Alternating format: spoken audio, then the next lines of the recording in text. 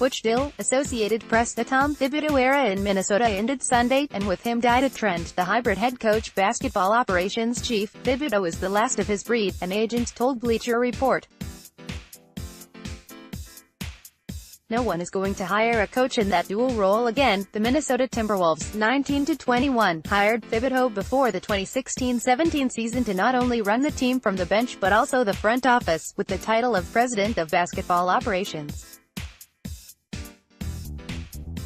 At the time, several teams fell into that trend, with Stan Van Gundy, Detroit Pistons, Doc Rivers, Los Angeles Clippers, and Mike Budenholzer, Atlanta Hawks.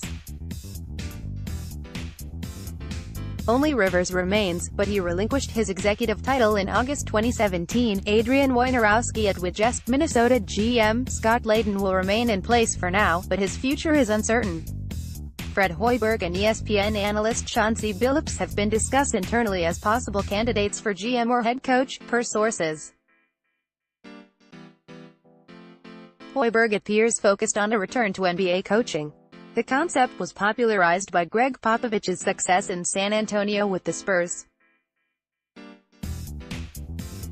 The team's longtime head coach is the president of Spurs basketball, and while his franchise may be the model with 5 championships, San Antonio is the exception, not the rule.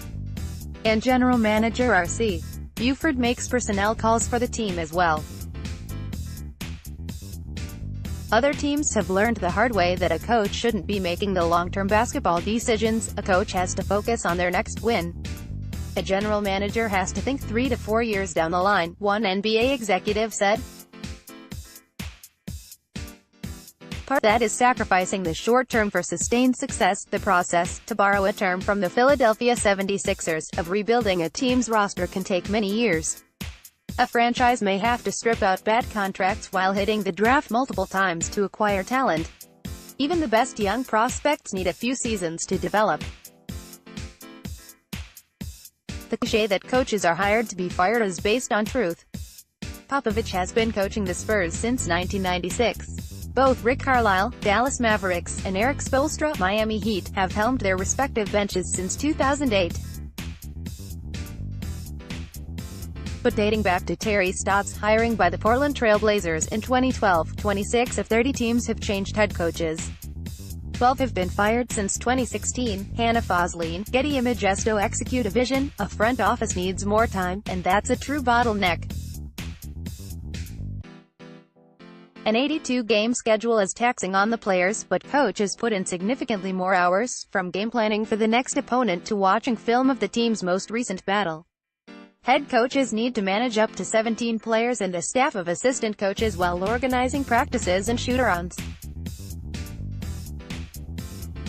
Add in regular media obligations, team responsibilities, and endless travel. The life of an NBA coach is a grind. I think a coach should be involved in the process, but to ask him to oversee every single decision is not wise. There just isn't enough time to do that for one person, another executive said. It's too much responsibility for one person. A successful organization needs multiple people to play different roles. When would a coach like Rivers have the hours to master the Clippers drafts as he was also trying to guide Chris Paul, Blake Griffin and DeAndre Jordan through a playoff run? It's hard enough for presidents and/or general managers, who aren't coaches, to be able to scout as many games as needed.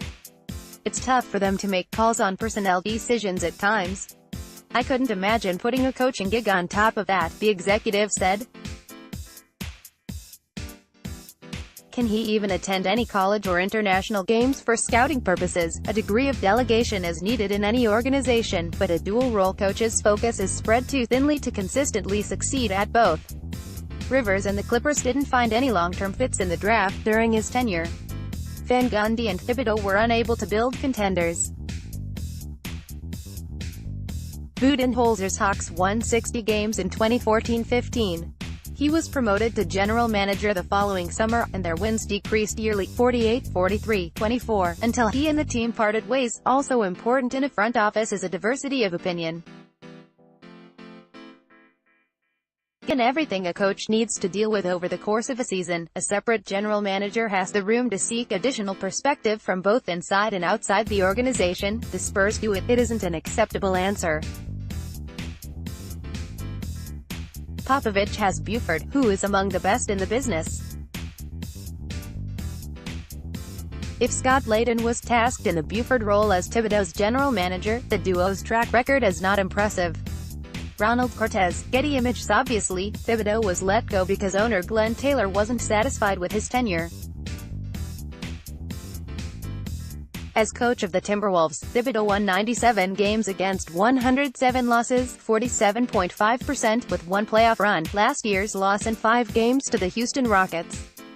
As president of basketball operations, his record is spotty at best. In 2016, he drafted Kris Dunn 5th overall. To date, Jamal Murray, 7th to the Denver Nuggets, and Domantas Sabonis, 11th, currently with the Indiana Pacers, have been more productive.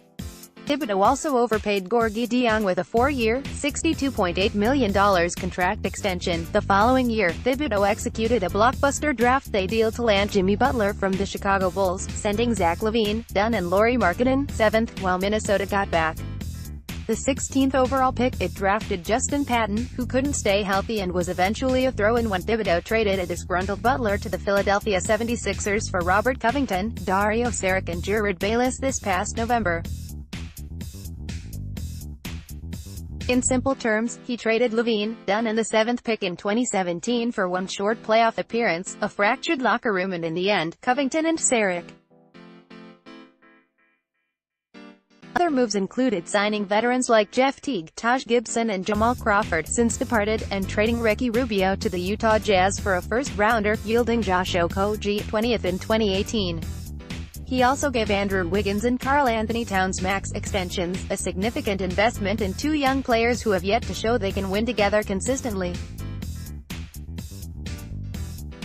Ultimately, the failed Butler experiment signaled the end of Thibodeau's time in Minnesota. They gave him 40 games, it seems, an executive said of Thibodeau and the Timberwolves.